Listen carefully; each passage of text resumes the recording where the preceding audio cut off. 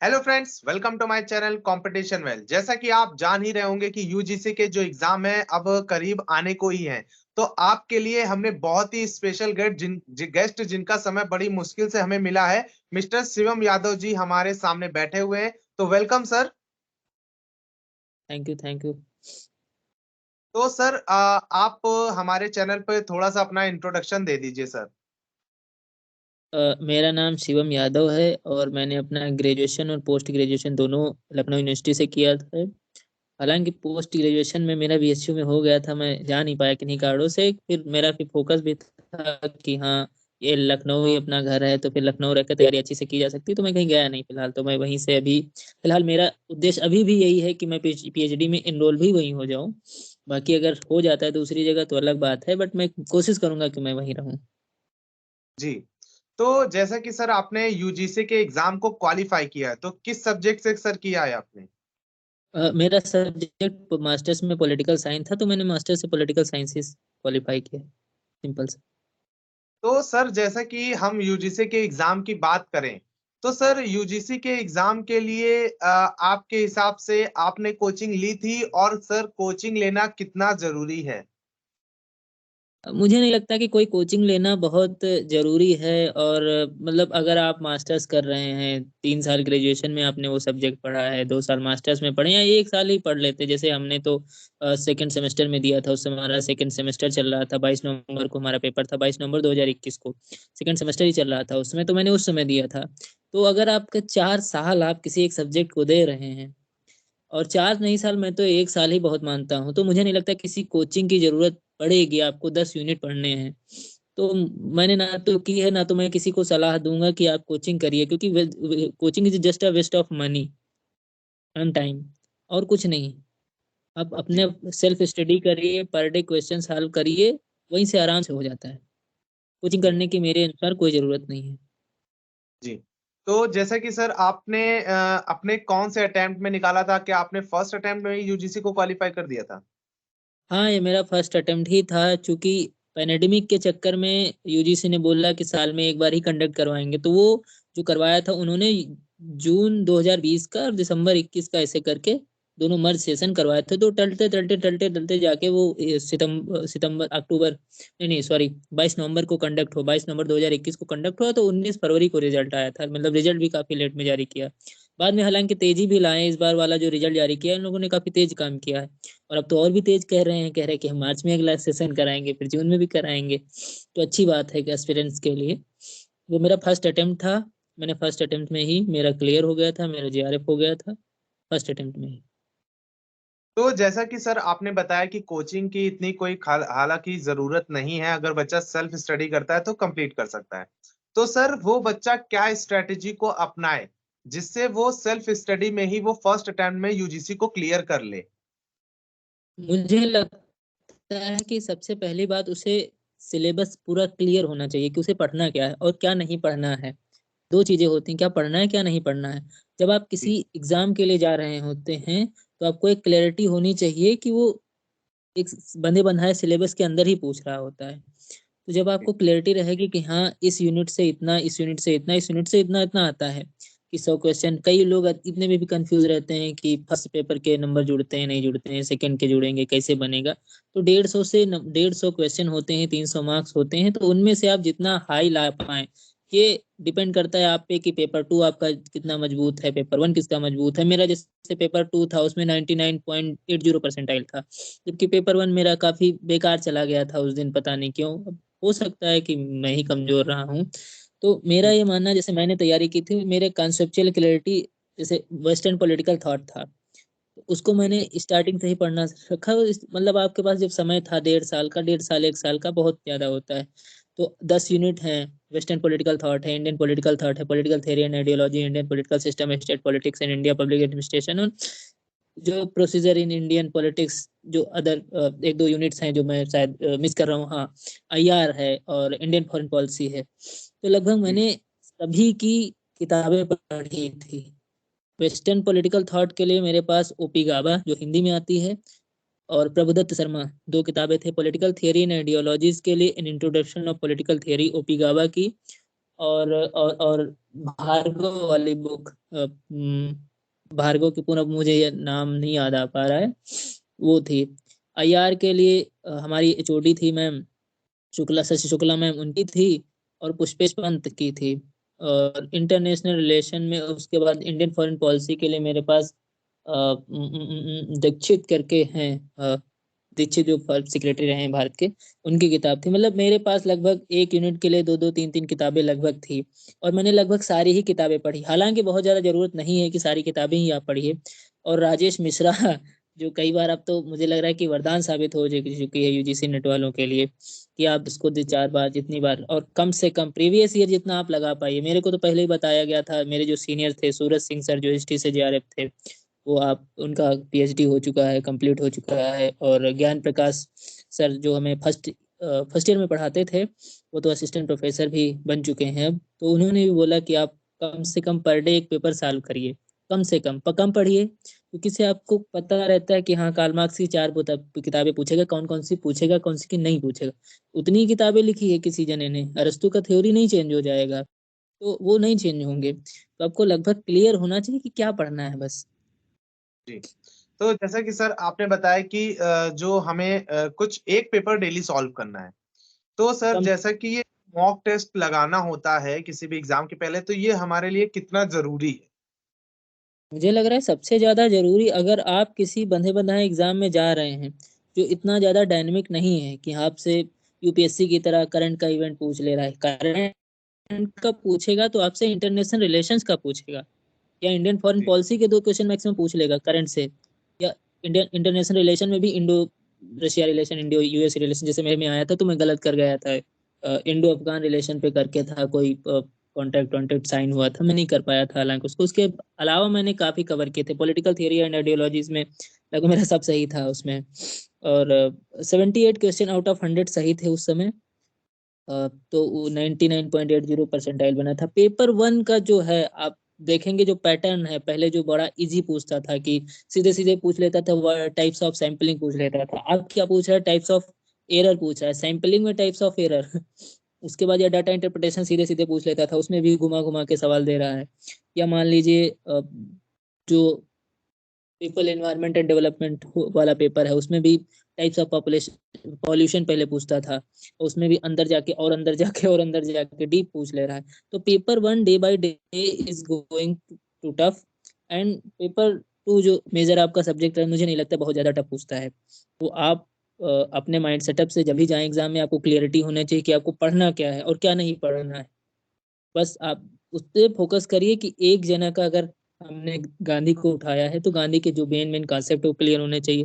हमने हन्ना आरेंट को उठाया है, हमने इंडियन पॉलिटिकल सिस्टम के किसी टॉपिक को उठाया है, हमने फेडरलिज्म को उठाया है, तो हमें वो कंसेप्चुअल क्लियरिटी होनी चाहिए कि कौन कौन से आर्टिकल उसके अंडर में आएंगे, कौन कहाँ से पूछ सकता है। जब आप पर डे क्वेश्चन सॉल्व करते हैं, मान लीजिए आपने सॉल्व किया, अम्बेडकर की 4 किताबें दे दी अम्बेडकर जी की, तो उसमें आपने आपने की, उसके बाद अगली बार जब पूछेगा तो उनकी तो उतनी ही कि इंडियन रुपए, प्रॉब्लम ऑफ इंडियन रुपए, कास्ट, इनहेलेशन ऑफ कास्ट, जो अदर बुक्स भी हैं, तो वहां से आपको पता चल जाता है कि हाँ वो 4 आपका यहाँ से माइंड सेटअप सबकॉन्स्टिट्यूएंट माइंड में सेव हो जाता है। जब मैं वहाँ गया, बहुत सारे ऐसे क्वेश्चन थे कि जो मैं जैसे देखा वैसे साल आउट हो गए। तो जी जी प्रैक्टिस जी। सबसे ज्यादा इम्पोर्टेंट है। कम पढ़िए, कोई बहुत पढ़ने की जरूरत नहीं है, मैं तो ये भी कहूंगा। लेकिन अगर आपने सॉल्व करे नहीं है पेपर, तो बड़ा टफ होने वाला है आपके साथ। पेपर पर डे सॉल्व करिए जितना ज्यादा कर सकते हैं। मैंने तो, मुझे लग रहा है कि वो आर गुप्ता की वाली बुक मैंने लाई थी, और कम से कम मैं 8-7 बार पेपर पूरे 2008 से 2019 तक के पेपर मैंने सॉल्व किए थे। वो मेरे पास जी अभी बुक रखी हुई, फटी नहीं। राजेश मिश्रा फट गई वो अलग बात है, लेकिन वो नहीं फटी है अभी। तो अभी भी मैं सॉल्व करता हूँ। अभी मान लो पीएचडी एंट्रेंस है मेरा, मैं उसको सॉल्व कर रहा हूँ।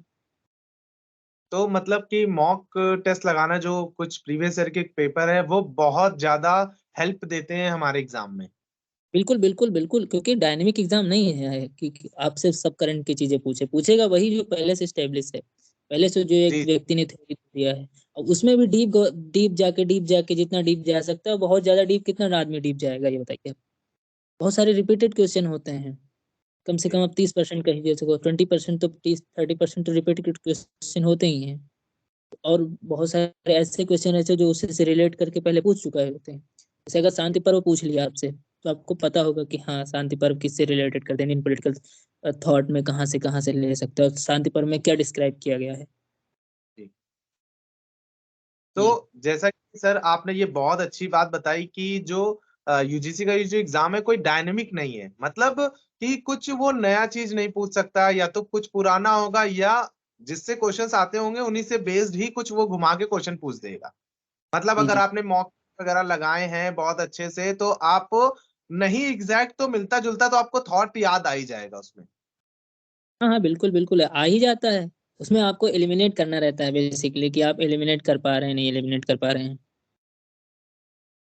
तो सर जैसे कि आपने बताया कि हमें मॉक टेस्ट बहुत जरूरी है, तो सर क्या आप ये बताएंगे कि जो हमें सिलेबस है क्या पूरा कंप्लीट करना चाहिए या इम्पोर्टेंट टॉपिक्स को ही पढ़ना चाहिए?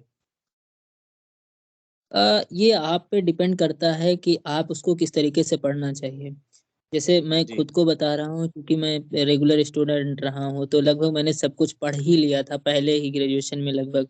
और जब मेरा मास्टर्स का था तब भी मैंने लगभग पढ़ा ही था। और ये कह सकते हैं कि इंटरनेशनल रिलेशन का जो थ्योरीज हैं, वहाँ पे मैं थोड़ा कमजोर रहा, मैं उसको बहुत ज़्यादा नहीं पढ़ पाया। या जो procedure in Indian political systems हैं, जो पॉलिसीज मेकिंग है, वो उसके लिए कोई अलग से मैं बुक नहीं ढूंढ पाया। बाकी 9 यूनिट्स के लिए हमारे पास सारी बुक्स थी। तो मतलब बहुत जरूरी नहीं कि आप हर सिलेबस को ही कवर करें। आप ये भी देख सकते हैं कि कहाँ से ज्यादा क्वेश्चन पूछ रहे हैं, प्रीवियस ईयर में कहाँ से पूछा क्वेश्चन, प्रीवियस ईयर में अगर नहीं हो पा रहा है, तो आप उतना पढ़िए जितना सफिशियंट है, आपका काम चल जाए। और राजेश मिश्रा, मुझे लग रहा है आप 3-4 बार पढ़ जी, तो नेट तो नहीं रुकने वाला है।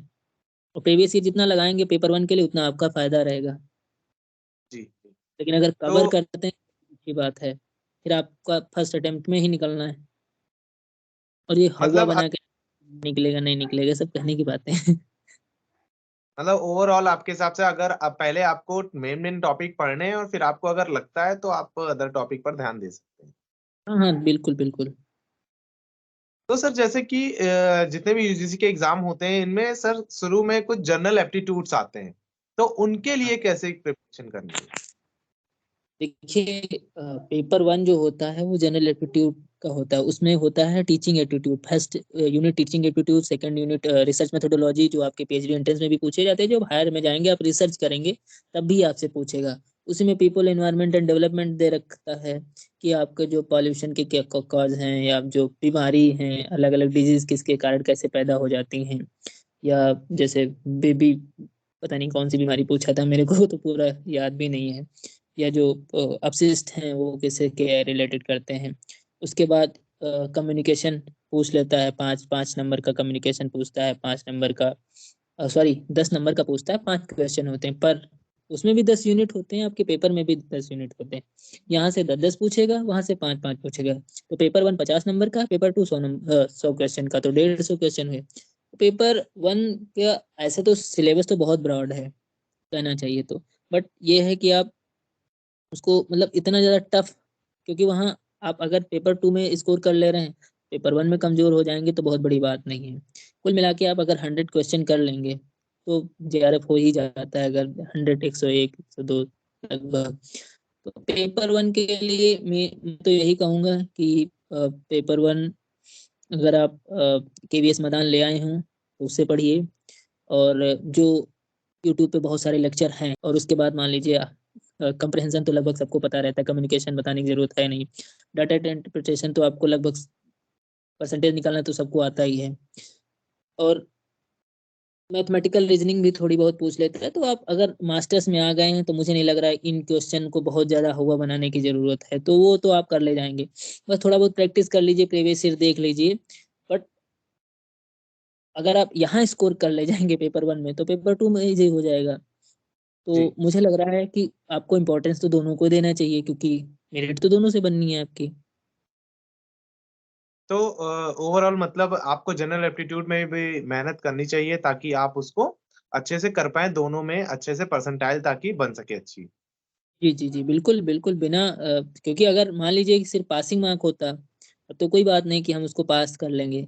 लेकिन आप जितने अगर उधर ज्यादा ले आएंगे इधर कम ले आइए, एक साइड में कम ले आइए, एक साइड में ज्यादा ले आइए, तो इसमें आपका ही फायदा है किसी पेपर में जितने ज्यादा ले पाए। जी और आपको 20 नंबर से कम होंगे तो आपका चेक भी नहीं होगा। जी जी मतलब आप एक पेपर में 100 भी कर देते हैं और जनरल एप्टीट्यूड में 20 भी नहीं कर पाते हैं, तो फिर आपका वो बेकार हो जाएगा। जी और जी कई कई हमारे दोस्त तो ऐसे हैं जिन्होंने 37 37 तक सही किया, हालांकि मेरे तो 23 ही सही थे पेपर वन में, बट उनके 37 तक सही थे, फिर भी उनका कई बार नेट ही हो गया, बट वो पेपर टू में वीक थे। जी तो जो आपका डोमेन सब्जेक्ट है या तो वो बहुत स्ट्रांग हो कि आप इतना कर लेंगे तो आप कवर हो जाएंगे। हालांकि अब मैं दूंगा अगर पेपर, तो हो सकता है मेरा पेपर वन भी मजबूत हो जाए, क्योंकि टाइम भी आप आप जानते हैं सेमेस्टर टू में कितना फिर टाइम रहता है। जी। तो खैर शिवम जी, आपने ये बहुत इंपॉर्टेंट बात बताई कि बहुत से कम लोगों को पता होती है कि अगर पेपर वन में आपके 20 नंबर से ज्यादा नहीं है तो आपका पेपर ही नहीं चेक होगा, चाहे पेपर टू कितना भी अच्छा कर लें।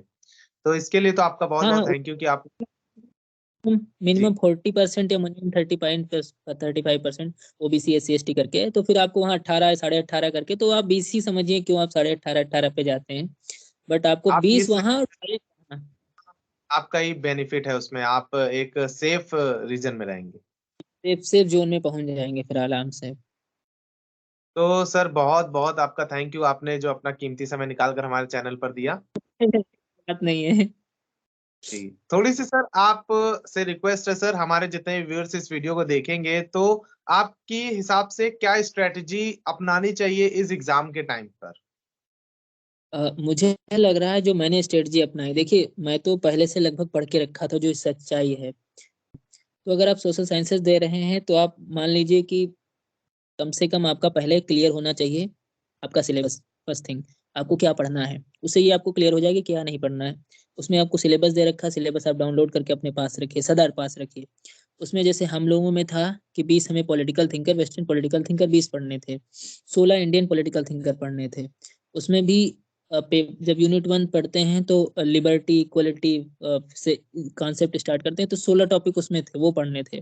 ऐसे ऐसे हम लोगों को पूरा क्लियर रहता है कि क्या क्या पढ़ना है, तो वो आपको क्लियर रहता है, तो आपको पता है कि हाँ हमें अरस्तू की ये थ्योरीज पढ़नी है, या मान लीजिए अरस्तू का पूरा पढ़ना है, प्लेटो का पूरा, मतलब हालांकि पूरा तो पूरा ही है। तो जब आपको पूरा क्लियर रहता है तो आप इधर उधर माइंड सेटअप आपका भागता नहीं है कि हाँ आपको क्लियर है ये सब्जेक्ट पढ़ना है, ठीक इतना इतना पढ़ना है, तो आपको क्लियर है।